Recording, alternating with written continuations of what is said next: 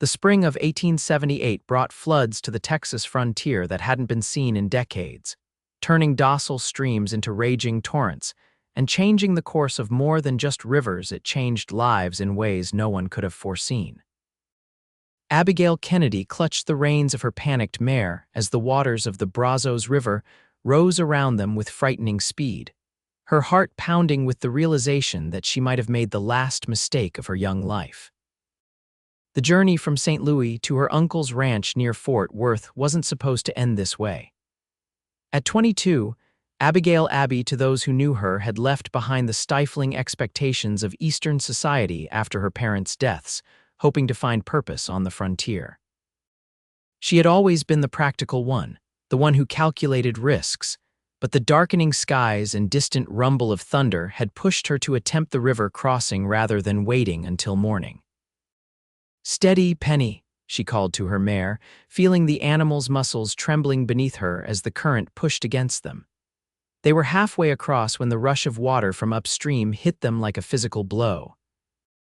Abby heard herself scream as Penny lost her footing, the horse's whinny of terror cutting through the roar of the water.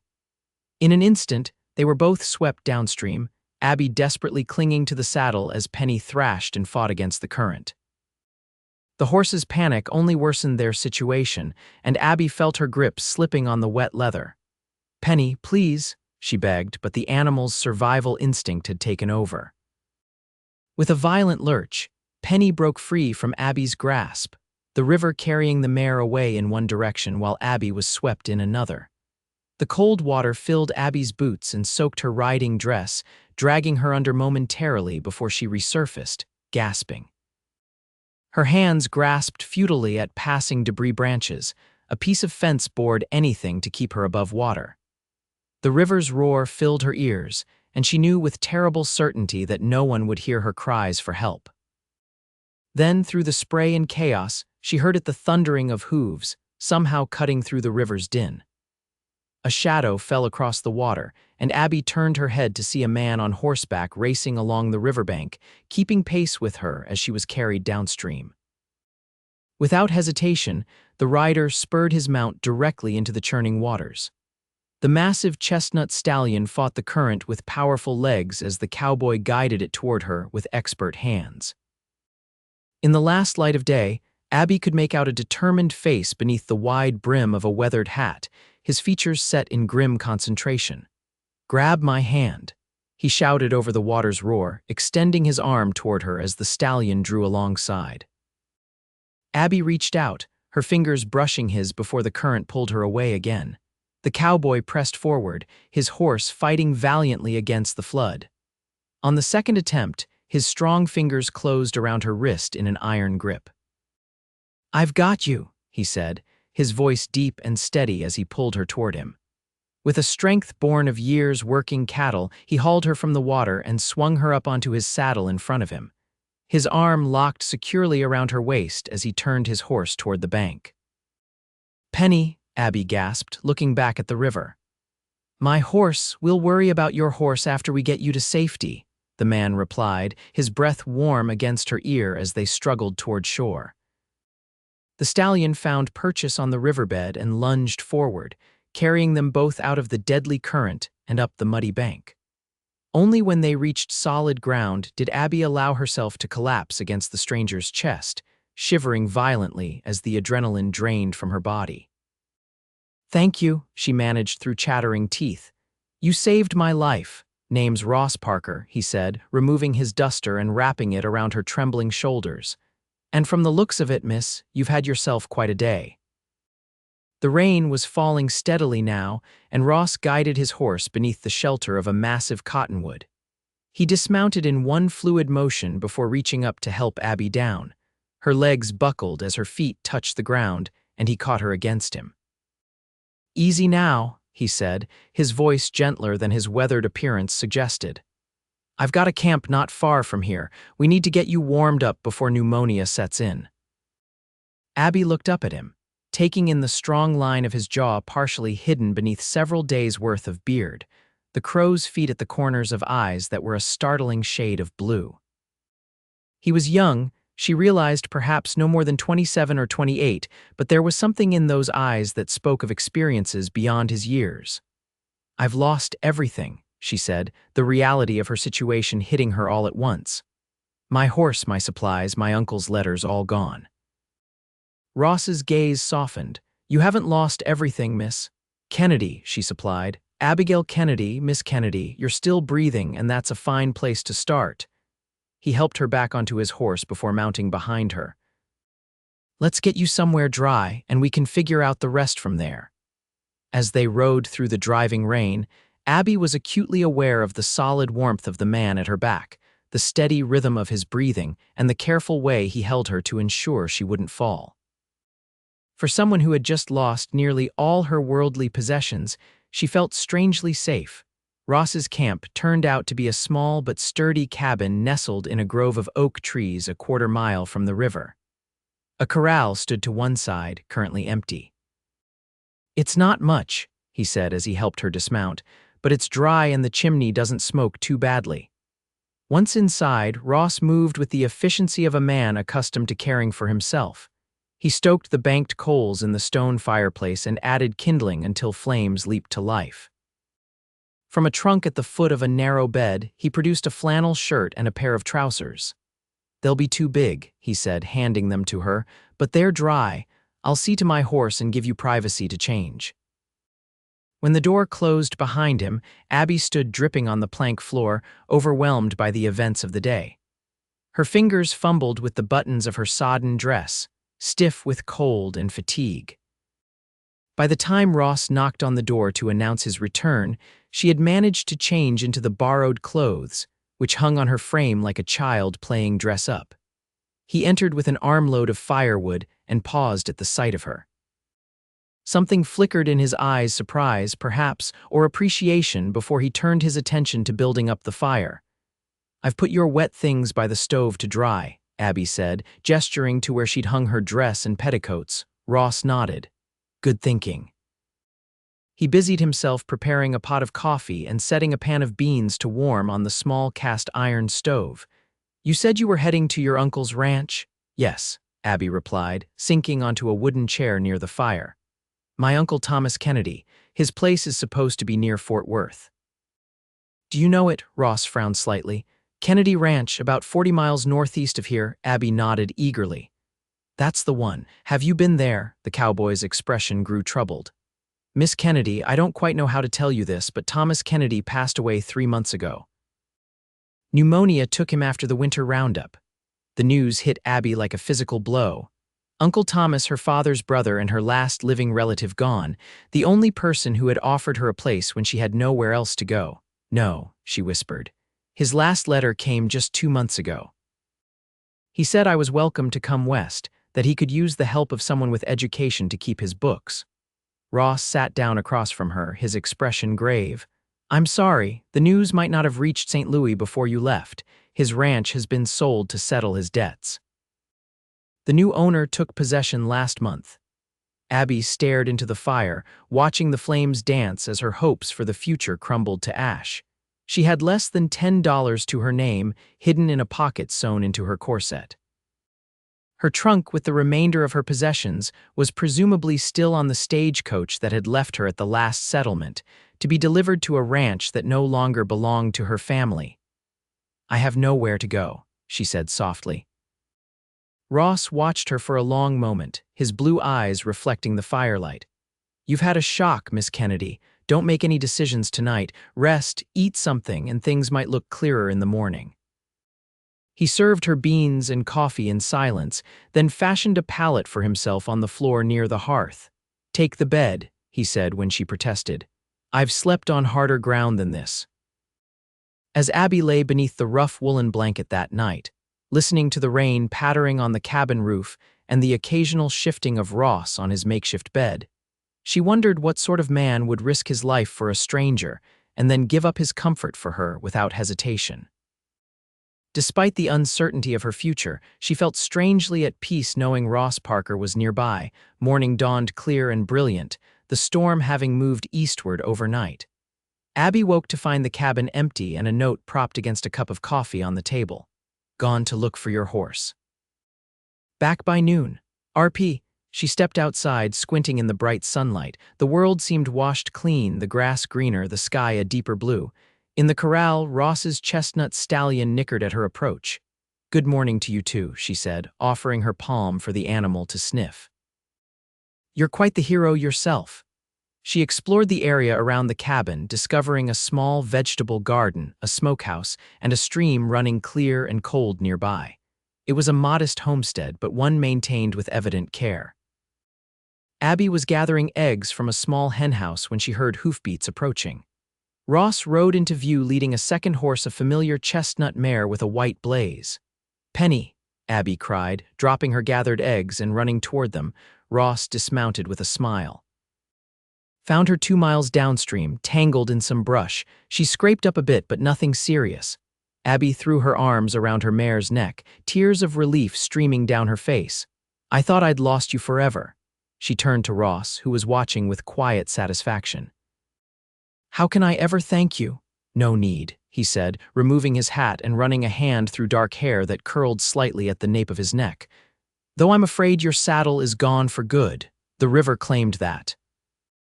Abby approached him, suddenly aware that she was still wearing his oversized clothing, her hair loose around her shoulders. "Mr. Parker, you've been more than kind, but I can't impose on you any longer. With Penny returned to me, I should be on my way."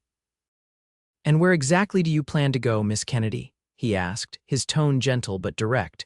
The question stopped her short. Without Uncle Thomas, without the promise of work and a home at his ranch, she truly had nowhere to go. Ross seemed to read her thoughts. "I've been thinking on your situation," he said. "The Double R, that's my ranch. It's about 15 miles west of here. It's not much compared to some, but it's growing. I could use someone with education to help with the books and correspondence. Are you offering me a job, Mr. Parker?" Abby asked, hardly daring to hope. "I am," he confirmed. "Room and board plus $20 a month. It's not much, but it's honest work." Relief and gratitude washed over her. "I accept," she said quickly, then caught herself. "That is, I would like to know more about what the position entails." A smile tugged at the corner of Ross's mouth. "Of course. Let's discuss it over breakfast. I managed to salvage your saddlebags too. They were caught on the same branch as your horse. Your dress might need some mending, but it should be wearable after it dries properly." Over a breakfast of eggs and biscuits, Ross explained that the Double R Ranch was a modest operation he'd built over the past 5 years. He ran about 500 head of cattle with the help of 3 hired hands and was expanding into horse breeding. "The railroad's coming through 20 miles south next year," he explained. "I've secured contracts to supply beef to the construction crews and eventually to ship cattle east. That's where your skills would come in keeping accounts, handling correspondence, that sort of thing." "And my accommodations?" Abby inquired, mindful of propriety.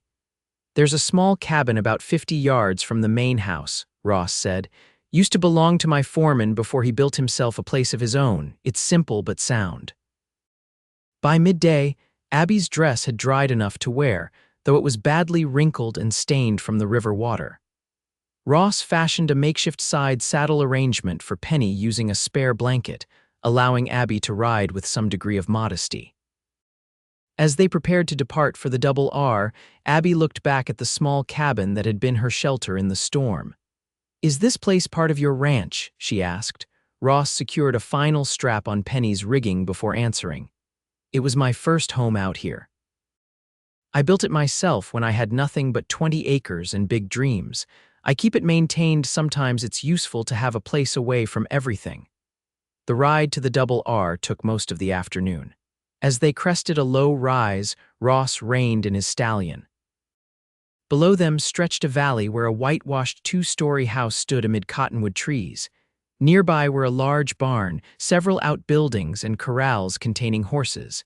In the distance, cattle grazed on rolling hills.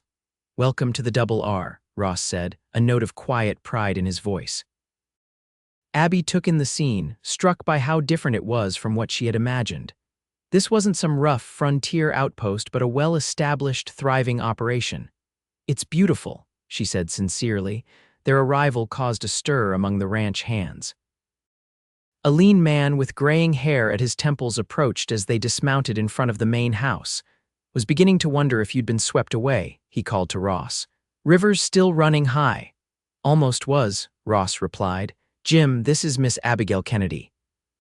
She'll be helping with the books and correspondence. Miss Kennedy, this is Jim Hawkins, my foreman. Jim touched the brim of his hat. Madam, pleasure to meet you. After introductions to the other hands, a weathered cowboy named Hank and two younger men, brothers named Tom and Will Ross, showed Abby to the cabin that would be her new home. It was indeed small, consisting of a single room with a stone fireplace, but it was clean and furnished with a narrow bed, a table with 2 chairs, and a chest of drawers. A colorful quilt covered the bed and curtains framed the single window. Mrs.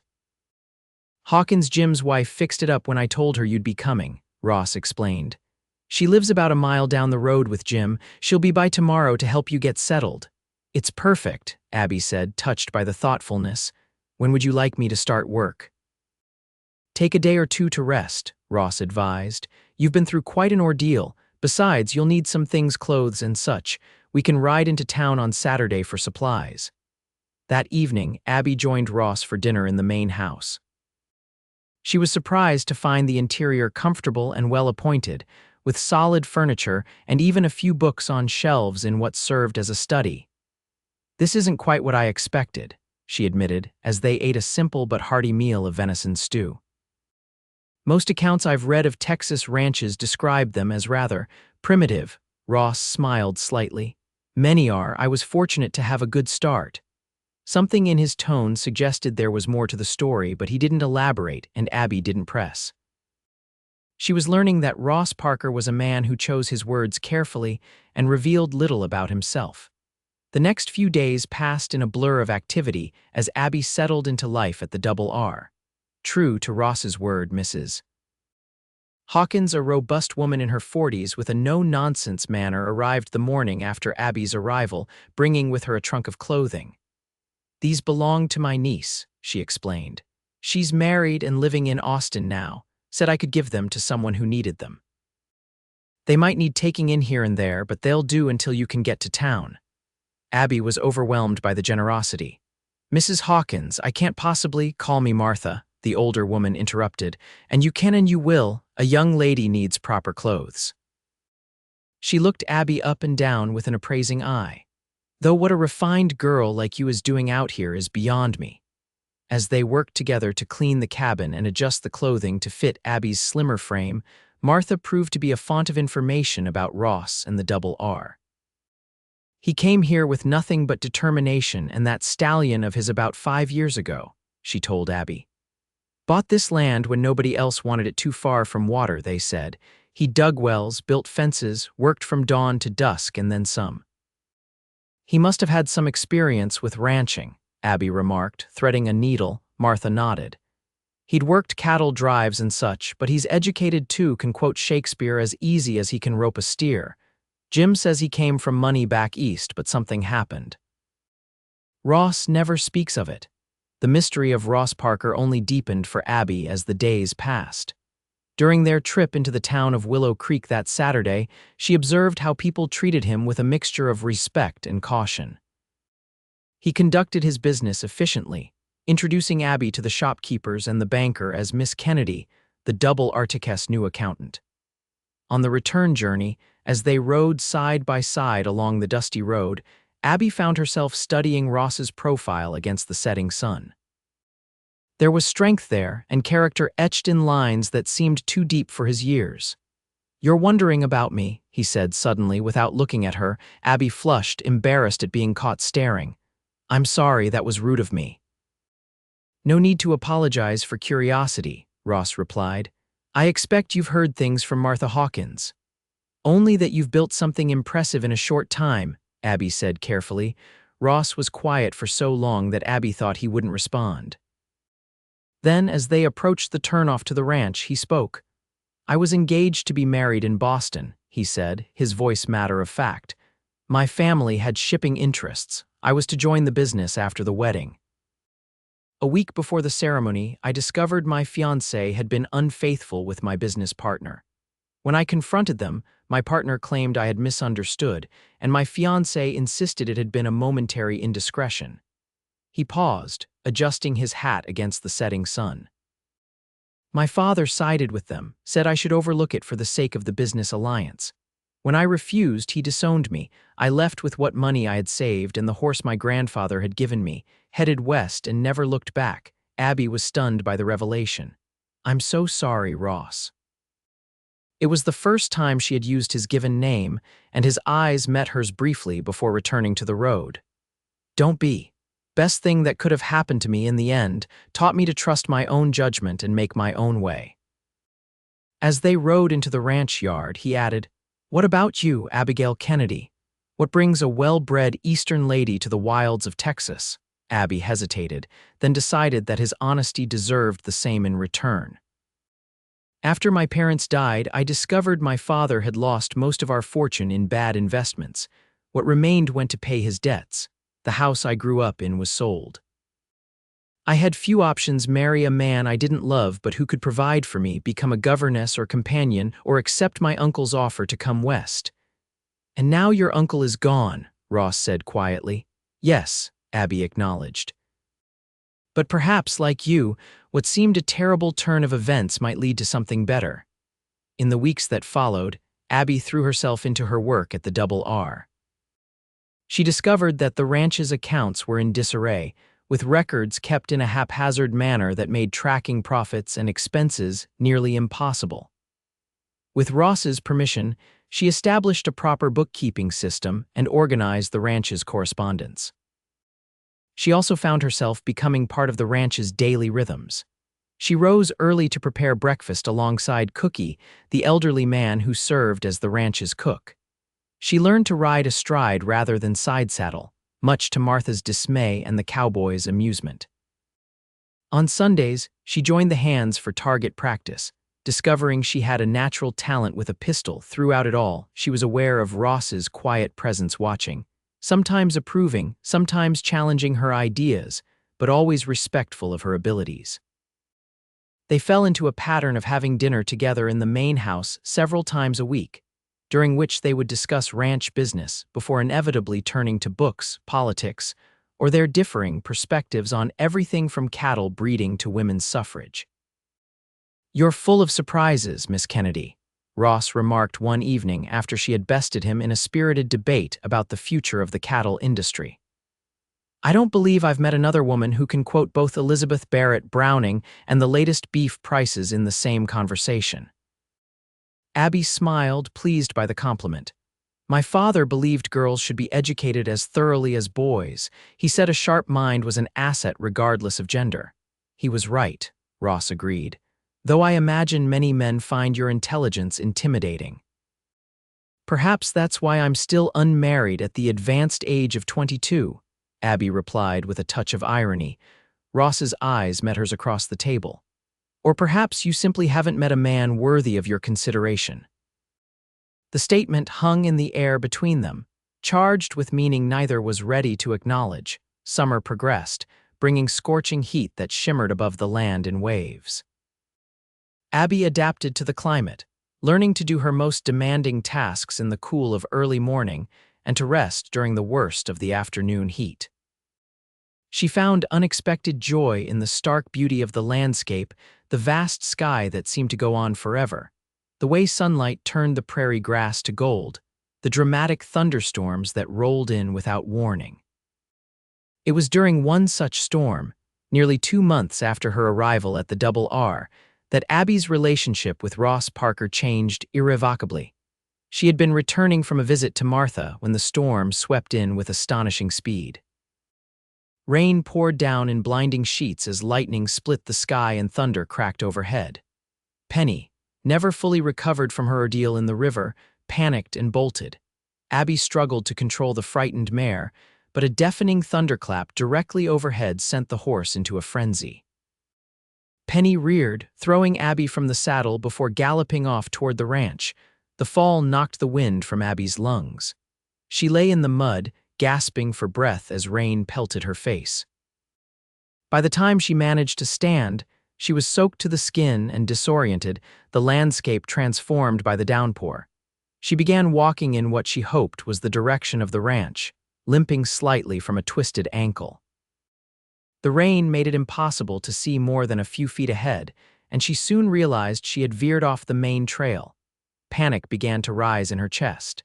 She had heard stories of people lost in storms who had wandered in circles until exposure claimed them. She forced herself to remain calm, to think logically. The ranch was west of Martha's home, if she could determine which way was west. A flash of lightning illuminated a familiar landmark, a distinctive rock formation she knew was northeast of the ranch. With renewed determination, she adjusted her course and pressed on. She had walked for what felt like hours, though it was probably no more than 30 minutes when she heard the pounding of hooves approaching. Through the curtain of rain, she saw Ross riding hard toward her, his face set in lines of worry. "Abby," he called, relief evident in his voice as he reined in beside her. "Ross," she said, his name catching on a sob of relief. He was off his horse in an instant, his strong hands gripping her shoulders as he looked her over for injuries. "Are you hurt? Penny came back without you and I feared the worst." "I'm all right," she assured him, though she was shivering uncontrollably now. "Just cold and a bit lost." Without another word, Ross lifted her onto his horse and mounted behind her, wrapping his duster around them both. He turned the stallion toward home, holding Abby securely against his chest as they rode through the storm. By the time they reached the main house, Abby's teeth were chattering and she could barely feel her fingers. Ross carried her inside, kicking the door shut behind them. The house was empty, the hands having gone to secure the stock before the storm hit. Ross set her down gently by the fire that was burning low in the hearth. He added logs until the flames leaped high, then turned to Abby, his expression grave. "You need to get out of those wet clothes," he said. "I'll find something dry for you to wear." While he disappeared upstairs, Abby tried to unfasten the buttons of her sodden dress, but her fingers were too numb to manage the task. When Ross returned with a flannel shirt and a pair of trousers similar to those she had borrowed on their first meeting, he found her still struggling. "Let me help," he said quietly. Abby nodded, beyond embarrassment in her chilled state. Ross's fingers were gentle but efficient as he undid the row of tiny buttons down her back. He kept his eyes averted, preserving her modesty as much as possible under the circumstances.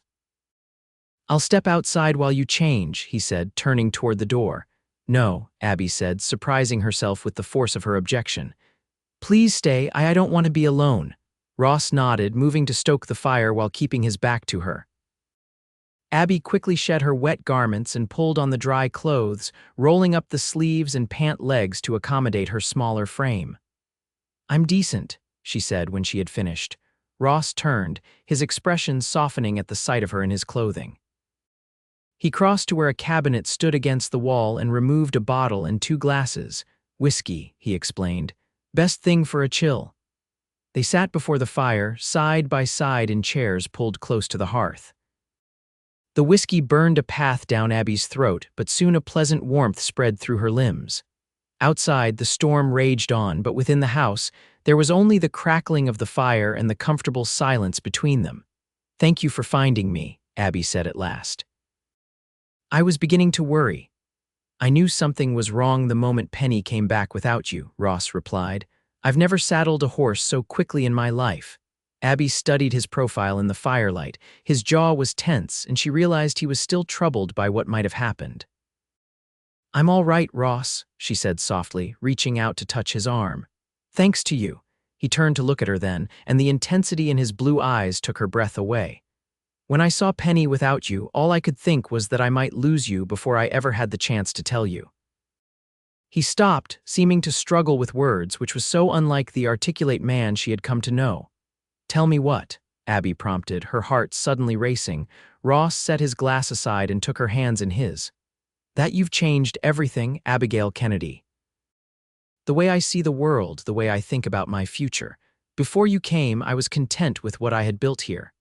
Now, I find myself wanting a true partner, a family, a legacy that means something."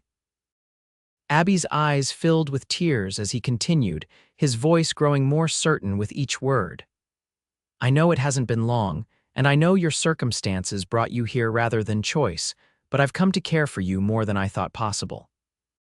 I'm not asking for promises now, only that you might consider the possibility of a future together when you're ready." The honesty in his face, the vulnerability in his eyes moved Abby deeply. In that moment, she recognized that her feelings for Ross had grown from gratitude to respect to something much more profound. "Ross," she said, squeezing his hands, "when I lost everything in that river, I thought my future was swept away with it. I never imagined that the same current that took so much from me would also bring me to you. I don't need more time to consider a future with you, it's what I want more than anything." The smile that transformed Ross's face was like sunrise breaking over the prairie. He raised her hands to his lips, pressing a kiss to her knuckles with reverence. "I should do this properly," he said, beginning to kneel. Abby stopped him, tugging him back to his seat.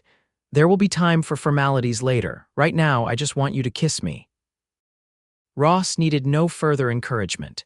His lips met hers with gentle pressure that quickly deepened into something more urgent. Abby's arms wound around his neck as she responded with all the emotion that had been building within her. When they finally parted, both breathless, Ross rested his forehead against hers. "I love you, Abby Kennedy."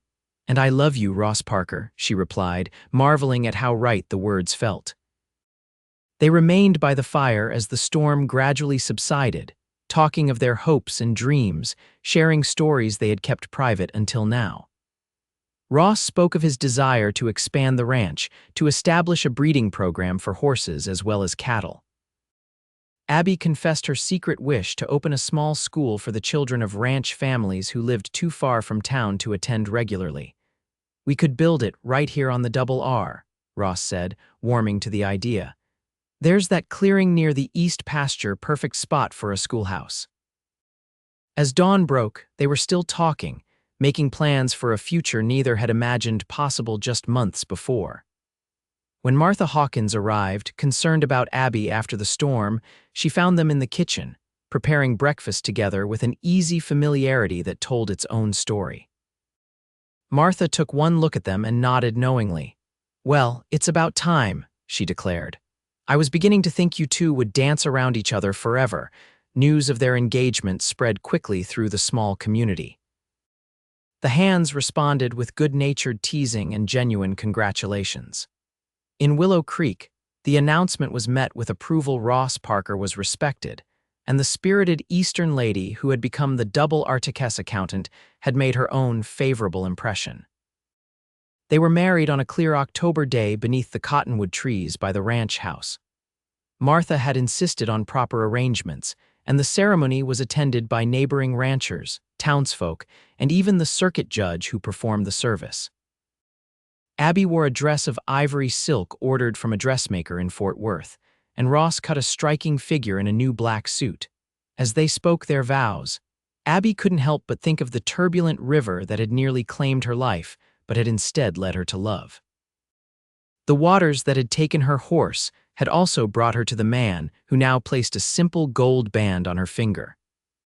After the celebration, as twilight descended on the Double R, Ross led Abby to the corral where two saddled horses waited his stallion and a new mare, a beautiful bay with a distinctive white star on her forehead.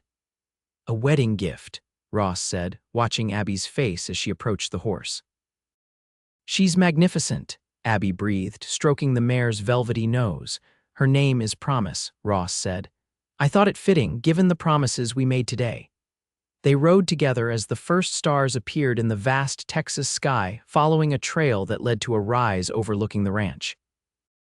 Below them, lanterns glowed in the windows of the ranch house, their home now together. "Do you ever think about how close we came to never meeting?"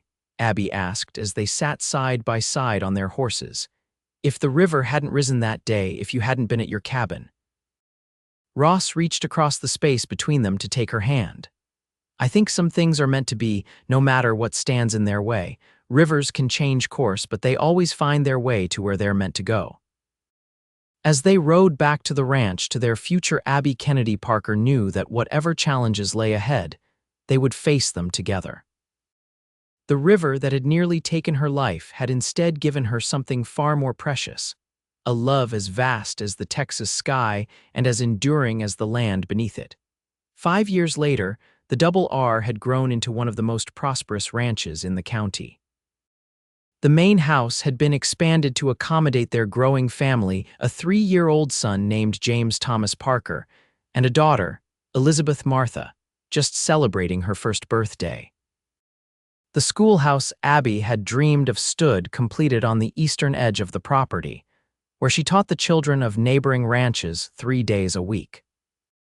Ross had established a successful horse breeding program, with Promise's offspring becoming known throughout the region for their intelligence and stamina. On the anniversary of the day they had met, Ross and Abby made a tradition of riding to the river that had brought them together. This year, with the children left in Martha's capable care, they followed the now familiar path to the spot where Ross had pulled Abby from the rushing water. The Brazos flowed peacefully now, giving no hint of its capacity for destruction and transformation. "It looks so innocent," Abby remarked as they dismounted and stood on the bank. Ross slipped his arm around her waist, drawing her close against his side. "Like so many things in life, it has the power to take away or to give, depending on how you meet it." Abby rested her head on his shoulder, feeling the solid strength that had been her anchor through the joys and challenges of building their life together. "I'm grateful every day that you were here to pull me from the current." "And I'm grateful that you held on until I could reach you," Ross replied, pressing a kiss to her temple.